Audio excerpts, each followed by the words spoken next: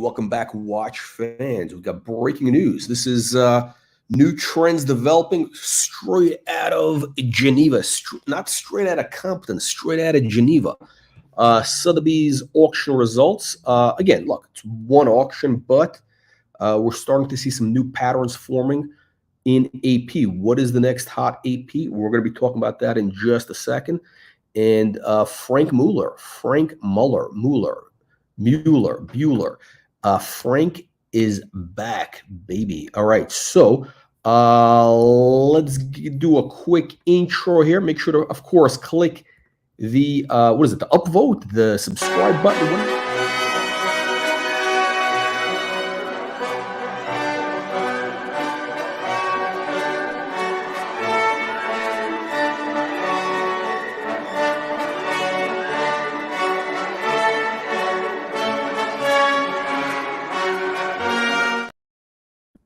There you go. Share, like, and subscribe. So we're going to be talking about a couple of quick topics. Again, new trends, new collector trends for Franck Muller, and also the next hot AP. And first, we got our welcome aboard our latest aristocrat. We got a new Baron. That's Wolf Bohm. That is the new Baron Bohm. Actually, I like the way that sounds, Baron Bohm. And what is this about? Well, look, guys, if you want to become an aristocrat, that's right. When you join this channel, you escape the matrix. $4.95 a month. You can have access to, what are you going to have access to? Our top secret content, all our videos before they're released. And by the way, we're going to be moving a lot of our stuff into the members only section. Also, when you comment, people will know that, hey, you're an aristocrat, right? You got that little logo next to your name. You know, we're going to actually, I think most of our chats are going to be from members only, for the aristocrats. I don't want the hoi polloi, the riffraff, the unwashed masses, you know, on this channel. So, unbelievable but true. So let's welcome Baron Bohm. By the way, Baron, make sure that your family, your friends, instead of calling you Wolf, they call you Baron Bohm. Okay, that is your new name, Baron or Baron Wolf. I don't know, but that is how you should be addressed. All right, so let's talk about what's happening in the watch auction world. So we got the Sotheby's Geneva part 1 just got done, and so we got this really interesting, I guess they call it a pre-production or really pre-brand watch by Franck Muller. The estimate was 60 to like 120 grand. It sold for roughly $250,000. Again, you got the Swiss francs here, but I'm giving the dollar amount. So sailed way past the estimates, basically double the estimate.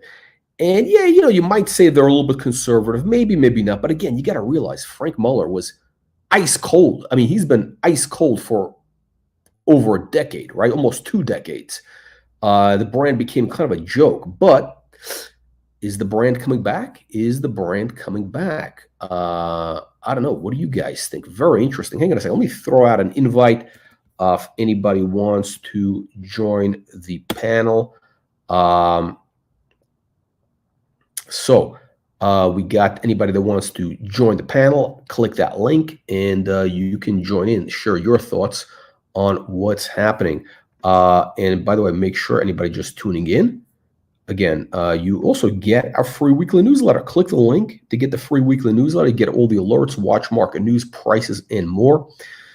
So what's happening in Franck Muller? So this watch, what is this? It is a perpetual calendar, minute repeater, perpetual calendar. Basically, this is a one-off, by the way. Historically important watch. I believe this is actually, even at $250,000, I think this is a bargain. I mean, this is a absolute bargain because the brand is going to come back. This watch, in my opinion, I think is going to be worth double. You got this beautiful, look at this coin edging. It's got this breguet action. Look at that. I mean, this is just so sexy. I mean, really, what a beautiful watch. I think, yeah, you got a little tarnishing on the dial. It needs to be cleaned up. I mean, they should clean it up. It's okay. Now, who the designer? Excuse me, the case maker was Jean-Pierre Hagman.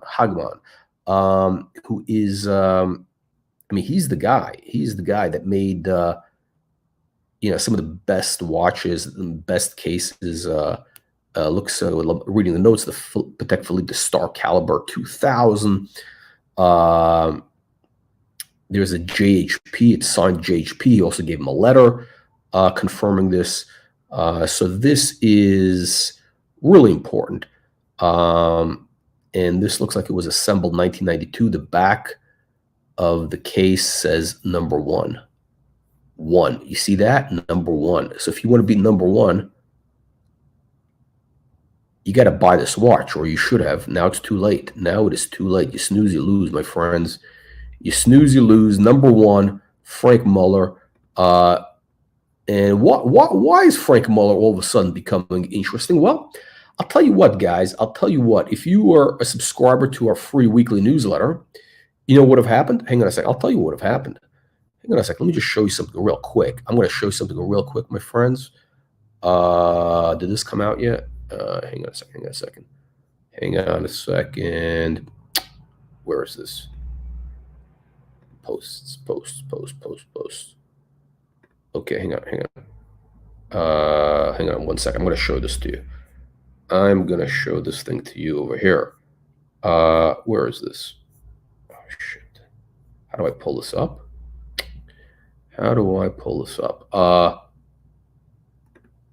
Stand by 1 second. There we go.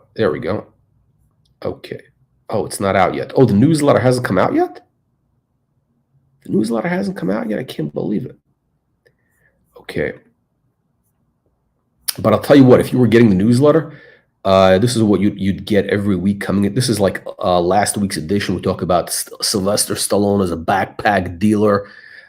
We showed this incredible classic here. By the way, Rolex, a lot of interesting things happening with Rolex. So this is, by the way, this is our free weekly newsletter. That's what it looks like. That is what it looks like. Unbelievable, but true. Check it out. Look at this. So we highlighted this incredible white gold blue dial. I mean, this is the Daytona to get. And these are cheap. I mean, relatively speaking. 38 Gs, not bad. Patek Philippe. By the way, this is all we're kind of doing a collection review. So this was you got the perpetual calendar, the Nautilus perpetual. Look at this beautiful, stunning blue dial, 5740.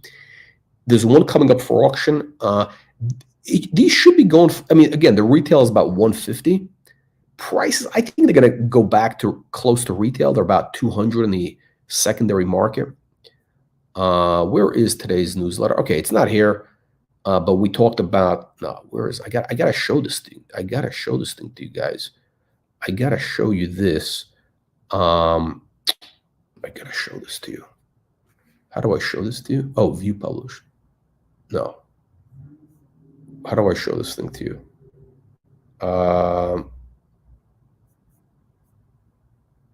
Okay.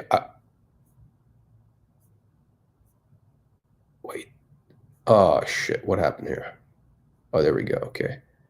Okay. All right. I can't pull it up. You know what? You're going to have to subscribe. Hang on 1 second. There we go. Let's. Sorry. We lost the screen. Let's go back. Anyhow, look, if you were getting our free weekly newsletter, I'd be able to show you that Phil Toledano, we did a review of his collection, the Phil Toledano collection. This guy is like, again, a trendsetter. He really is a trendsetter. Very smart guy, a very successful guy. And today on Instagram, he's talking about Franck Muller. That's right. He's going all in on Franck Muller. And this guy, let me tell you something. He knows what's up. So where this guy goes, you want to front run this guy. You want to front run Toledano and all these tomato cans. And if you were watching our free newsletter, you would know. Okay, so bottom line is Franck Muller. There's a new trend starting. We saw the auction results. Phil Toledano, that's the canary in the coal mine. Phil Toledano, canary in the coal mine. He's going all in on Franck Muller. Early models. Again, not the later stuff. Early models. I believe price is going to start moving up. Now, let's do a quick recap. What happened? What did we see at the auction that was interesting? What kind of interesting results? Well, it was actually pretty much, it was relatively subdued. It was actually relatively subdued. Not a lot of interesting things except for some vintage APs that really outperformed. And when we highlighted these watches last week in our preview, we got the, on the screen, you got the Tourbillon, AP Tourbillon. This watch,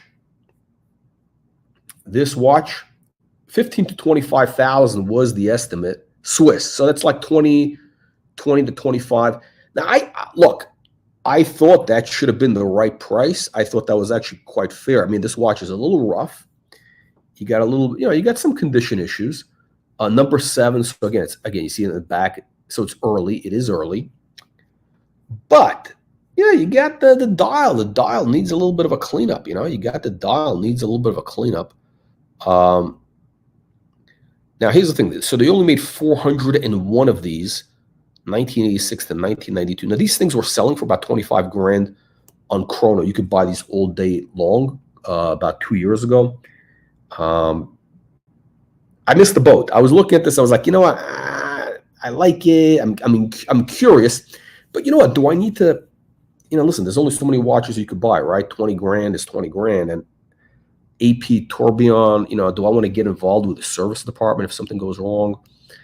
And this is not a watch. Look, this is really a collector watch. It's not a watch I'd wear day to day. So, like, how often am I going to wear this?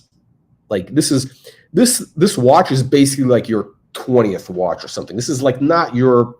This is for like a watch for serious collectors. It's like it's not even your 10th watch, or maybe it could be your 10th watch, but it's for serious collectors. It's already when you have everything else and you're not worried about servicing costs, which could be quite expensive, and you got to deal with the assholes at AP, and they are assholes. So I passed on it. Now they're going for about 40 grand on Chrono 24 secondary market, and but it's interesting that this thing sold for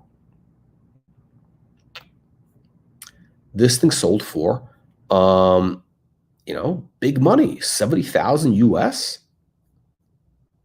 70,000 US. Interesting. Yeah. Oh yeah, we got Neo. Neo is no longer a baron. Is Neo a baron? I don't think he's a baron anymore. I think he's he's an OC collects all people who collect. There you go. By the way, you guys, you got to watch out for the grifters out there. There are grifters on these live stream channels. This guy who calls himself the original OC, we did a video. You do need to watch out for this guy. This guy is bad news. He definitely was promoting some of the grifters, like legitimate fraudsters in the watch community, like Timepiece Gentleman Anthony Farrer, Stefano Della Costa, aka the Wizard, and these guys. Were they in on the scam? I don't know, but they didn't know about it. And before it came out, and they could have warned people, but they were getting paid off. That's right. This guy was on the take. So you got to watch out for this guy, original OC. Anyway, let's get back to the watch talk. All right. So unless, of course, you want to send a super chat, and then, maybe we'll talk more about it. All right. So this AP, basically 70 grand. So prices are popping for these things. Okay, guys. This thing is moving now. This is a lot of money. I don't know. This might be pricey. This might be a little pricey. Where I pay 60 grand, I don't know. It should be, I think, a 35. I don't know. It's tough to say. There's not a lot of these, but still. It's going to be a limited market. I know guys are trying to hype this up. A lot of dealers, I think, have loaded up on these, and they're going to try to hype these up. So this might be a bit of a bubble. Be careful. Don't be a tomato can. This might be an outlier. These should not be going for more than 40, even 30 grand. It is a bit of a niche product, and you got to wind it from the back. I mean, seriously, come on. Look how thin it is, though. Interesting watch. You get this Egyptian motif. All right, moving along. What else moved? What else was interesting? Well, the AP perpetual calendars, those what do we call this? We've been talking about these for a while. Again, this is the platinum version with, I guess, that you get this Tuscany dial. Is that what they call it? Tuscany dial, which I think is kind of ugly. Quite frankly, this is a little fugly. The dial is fugly. Seriously, this is It is a little bit fugly. Oh, sorry, I forget about this. So this is a number one. You get this was a bit of an outlier because again, 20 to 40,000 Swiss estimate, sold for 76. Um, so what was this? Any more catalog notes? Yeah. So that was the first of the 32 platinum models. They only made 32 of them, and this is the first one. Historically important, right? I mean, not like, oh my God, but it is historically important. Number one, and again, that's what you go to auction for. This is the type of thing that does well at auction, real kind of specialized stuff. Again, this is the first of the 34, the first one in platinum. It says number one in the back. If you want to be number one, how cool would it be if somebody was collecting these different watches and just buying the number one cases? I bet. That's a cool theme, right? I mean, I can see somebody doing that, right? Somebody doing that, like in this auction, you had an opportunity to buy this. This is the number one AP perpetual and the platinum. You got the opportunity to buy the Franck Muller number one. It's a cool theme, right? I think that's a pretty cool theme. You get like 10 of these, and then you put them up for auction again or sell them as a collection. If you had like 10 of these, you could make real money, I believe. That's a cool theme to build around. But look, these perpetual calendars are starting to move up. The perpetual calendars, the AP perpetual calendars are starting to move up in the market. Again, the plain Jane yellow golds were going for like, under 10,000 2-3 years ago, again, on chrono on the secondary watch market. Now they're like, 15 to 20. I think they may have gotten a little bit ahead of themselves. Again, the watch market is slightly cooling, but they're actually still doing well at auction. Just bring a couple of Royal Oaks. We do need to mention the Royal Oak. Relatively subdued. Again, this is a perpetual calendar. Again, also very limited of these. Only 315 pieces made in steel. What does it say? Number what? Number 986. I guess that means for the whole run. So let's go back here. But yeah, overall, the EP, the Royal Oaks, it's a little bit subdued. I mean, like you're seeing, the prices are kind of, more or less selling where, kind of where they expected, more or less within range. Nothing too exciting. Let's see, what do we got? This,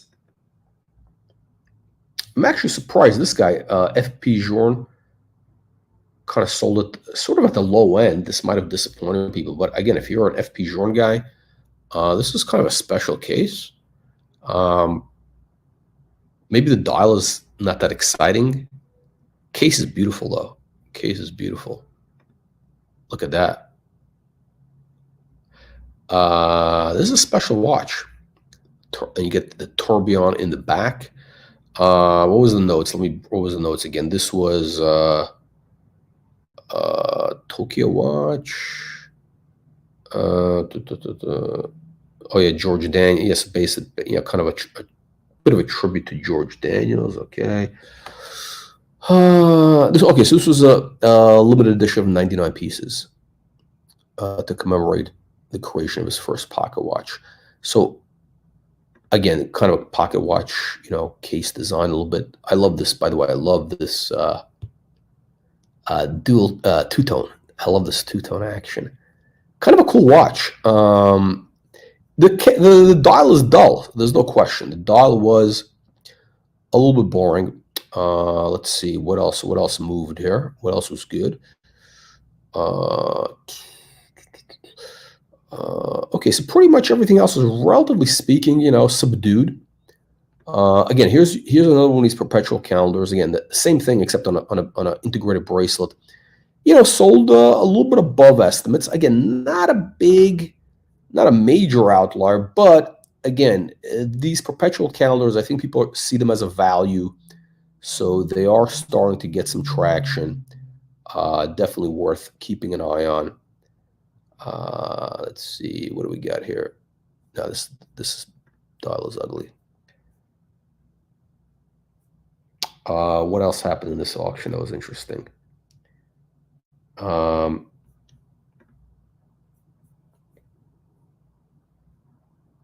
We got, let's see, what do we got? Hang on. That's right, guys. Let me just bring up to your attention. Make sure, again, if you're watching this now, click the upvote, like, subscribe button, all that good stuff, and join the channel. Click the join button if you want to have access to members-only content, and also become an aristocrat, become a baron. By the way, this is a watch that they were kind of hyping up, this Alpine Research, kind of a bullshit thing, right? And, this, what did it sell for? The estimate was 250 to 500, and it sold for 317. I don't know. What did you get? The logo? Was it the Swiss climbing some bullshit? Whatever. Paul Newman. Perestroika. This guy Perez, Jose Perez, whatever his name is, wrote an article about this. Interesting. They put this in the catalog notes. Now, Perez. Okay, that's actually good. He's getting some good credibility because I know some of the auctions. I've had issues with this guy, with Perez, like Perez Hilton. Interesting. Look, I think this goes to show you that the air is coming out of the Paul Newman bubble. People are I think people are getting bored with these already. Look, I said this before.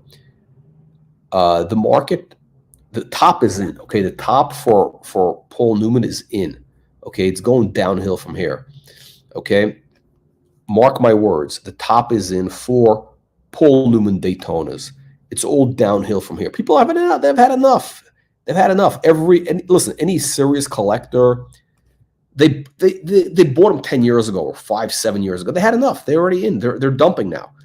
They're moving on. They're bored. They're moving on. They're going on to other things. There's new things. Again, look, you got to realize, watch collectors. It's like fashion. It's like anything else. They get bored. They're fickle. Okay, they get fickle. They move on to the next thing. Especially when they can make money. They're up. They double, triple their money or more. So time to move. So we got this. We get this Vacheron Perpetual sold for 70. Yeah, nice.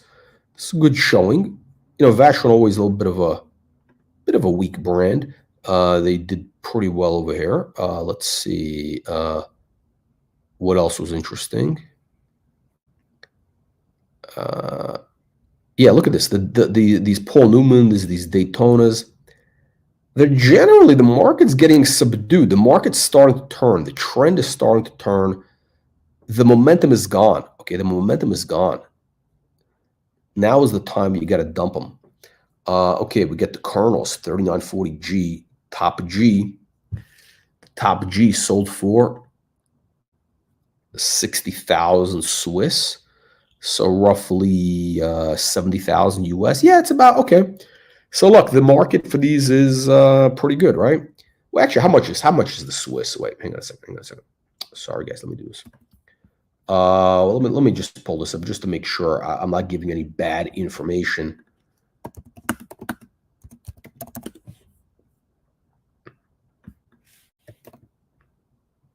Oh yeah, so yeah, okay, so it's about 67,000 US. So 60,000 Swiss is roughly 67,000 US. That is so basically that translates to 70, 75,000, 80,000, depending on, again, what you're getting for. Oh, okay, so it's not a full set. It's not a full set. What do you get here? Yeah, that's the problem.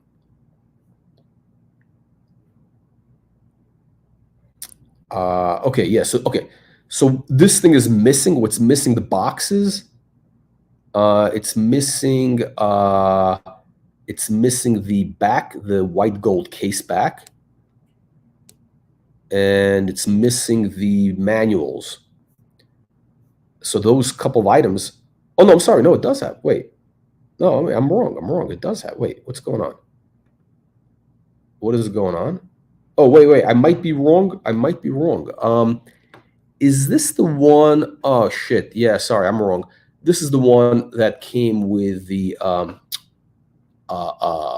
solid case back, I believe. If I'm not mistaken, am I mistaken, or is this? Did they come with a solid case back?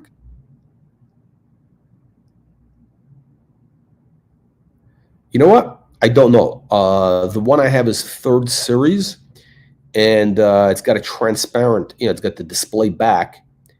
It's got a display back, and it has also. It comes with a snap-on white gold case back. So, like this. So I don't know. Anybody that knows, maybe they could, tell us that the early models. I think the platinum came with a solid. Now this thing looks like it's been polished a little bit. It's got a little bit of a polish, over there. So yeah, look, if you're going to get a nice crispy one, you're going to get a nice crispy one with a full set third series. I think this is showing us that the underlying market is roughly supporting 75, 80 grand plus. Okay, let's. What a beauty! What a beauty! The Padalone. Oh, you know why this probably sold cheap? You got a German date window. I mean, the German stuff is not that exciting. People want English. I would say, look, English, Italian, or French. English, Italian, or French, right? Not German. English, Italian, or French. Why? English, because, hey, if you don't speak English, like, come on, who are you, right? English, Italian, because you got a lot of Italian collectors. They love, that stuff. They're heavy collectors. French, listen, there's some French collectors, but it's got the romance. Yeah, you got the romance. So this thing sold kind of in the low end of the estimate. Low end. Looks like it barely made the low end of the estimate. So by the way, the price is all in, if I'm not mistaken. So kind of surprising. This should have gotten a higher number, I think. This is a blue chip, by the way, of the range. The problem probably is that, you got a German. Again, I don't know too much about it, but I'm assuming because, again, people want French, English, or Italian. Excuse me, English, Italian, then French, then German. So that might be like a $20,000 swing, possibly, unless I'm making stuff up. But okay, so you got, again, the heavy hitter in the sale was the perpetual calendar chronograph. Actually, cool looking watch, right? Oh, did I mention it has the Tiffany dial? That's right. It says Tiffany at the bottom. It says Tiffany. Tiffany at the bottom.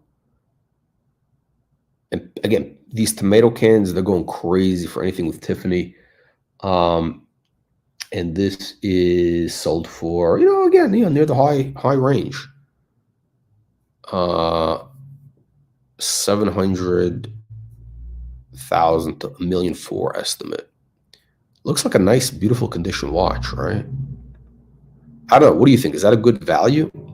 Look, again, think about it. If you have $1 million to spend on anything, right? In terms of, I'm talking about collectible assets. Do you go for this watch? Do you get something else? I'm not talking about, spending $1 million, I don't know, and buying real estate. I'm talking about, for collectible assets. I don't know, if you have a choice, because you got to make a decision, right? Do you buy this watch, other watches? I don't know. I really don't. I should learn a little bit more about that. So we got two of these 24.99s, right? I probably should have done a little more research, right? Before I could do this. I just don't find these that interesting, so I don't really care. But okay, 300 to 500. This is not a Tiffany dial, just basic. You get the basic bitch dial in Italian. It's in Italian, 1965, which is actually kind of cool, right? Very cool.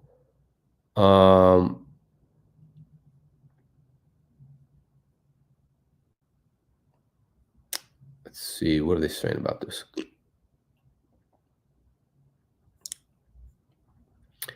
Okay, so they made a limited number of these. So production over 100, so they only have 100 of these made.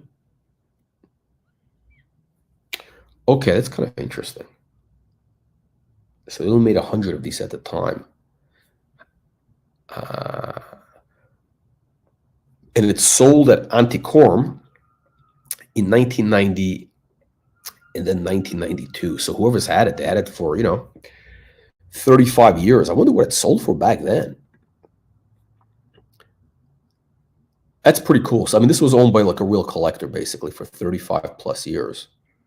Unless we don't know. It may have also gone to other dealers, but that is the provenance. That's where it did sell originally. So interesting. Very interesting. The dolphin hands are beautiful. You get the blue. You get that blue second hand. Let's take another look at this. These dolphin hands. Look how good those hands are.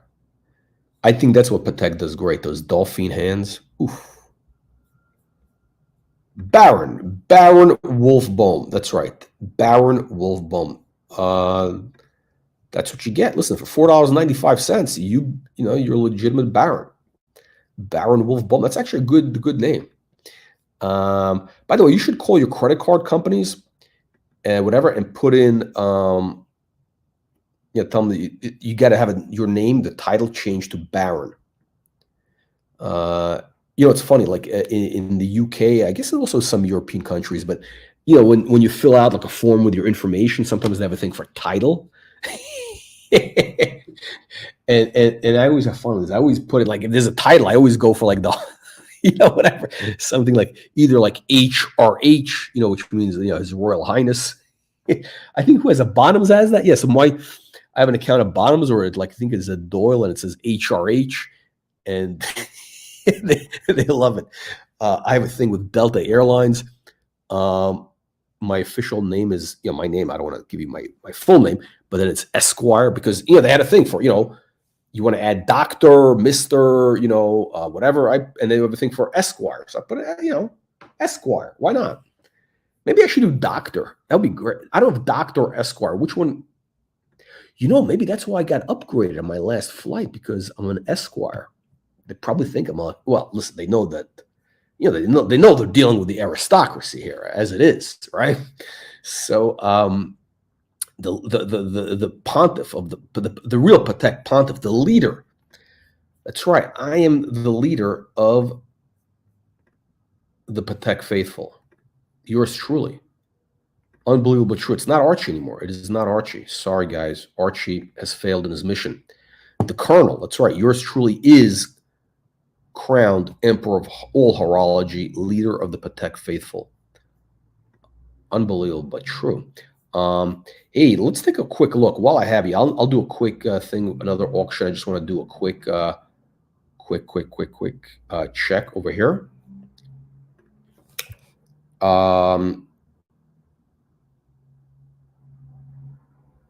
What is it? Which one am I going to show you? I'm going to show you. Oh yeah, loop this. Oh yeah, check this out, guys. Check this out. I'm going to show you something pretty quick, real quick.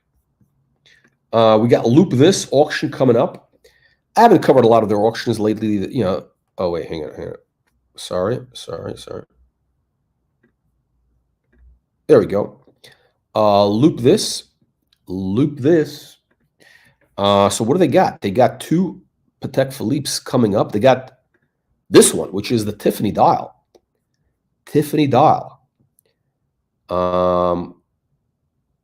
What was their estimate? They had a pretty conservative estimate. Well, I don't know if it's conservative. $1 million to $1.5 million plus 10% premium, and the bidding is already at $1 million US dollars. So that's pretty good, right? The auction ends later this week on the 17th. I don't know.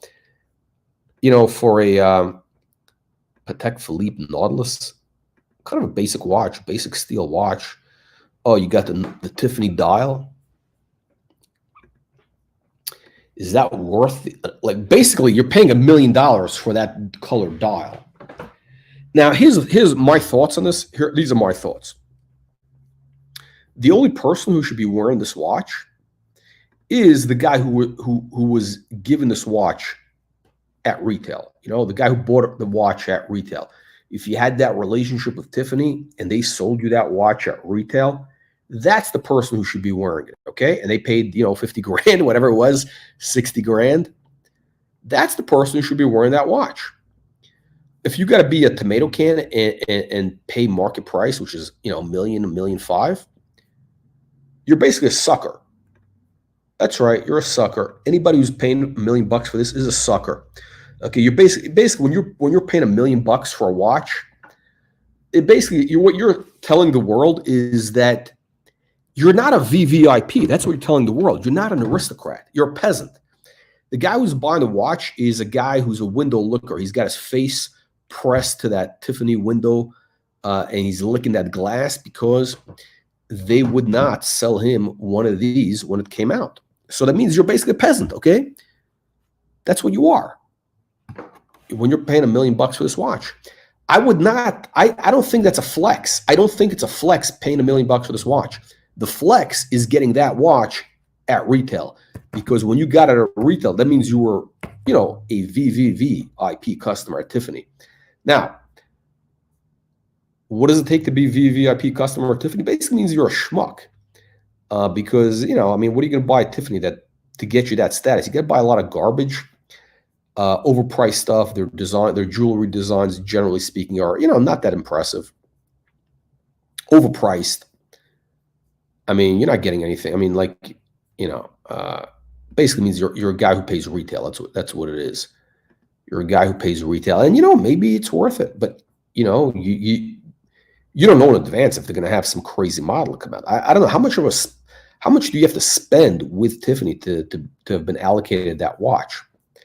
I don't know, a lot. So it's not smart. It's a hard pass. Hard pass on the Tiffany dial. If you got to pay retail, it means you're a peasant. Okay, did that sink in? That's right, you're a peasant.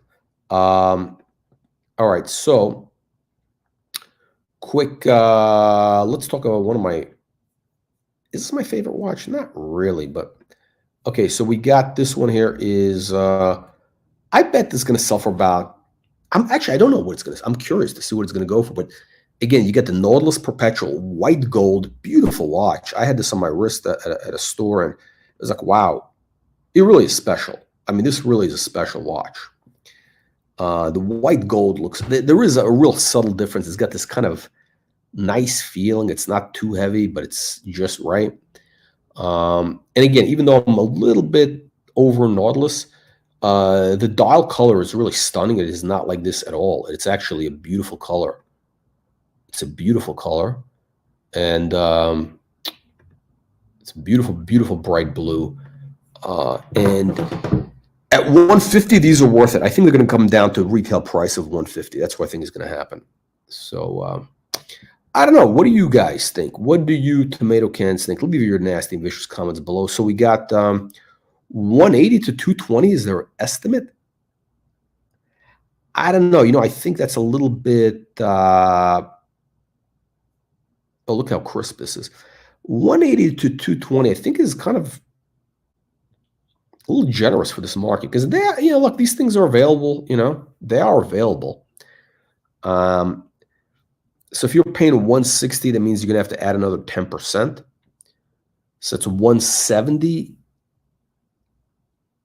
I don't think it's going to go too much beyond that. Maybe all in, it goes for 180, maybe all in. So it means another couple of grand. I think this is, because it's the market for some reason is obviously they're selling at a premium, but it's not crazy. It's not a crazy premium. Again, if you're talking about 150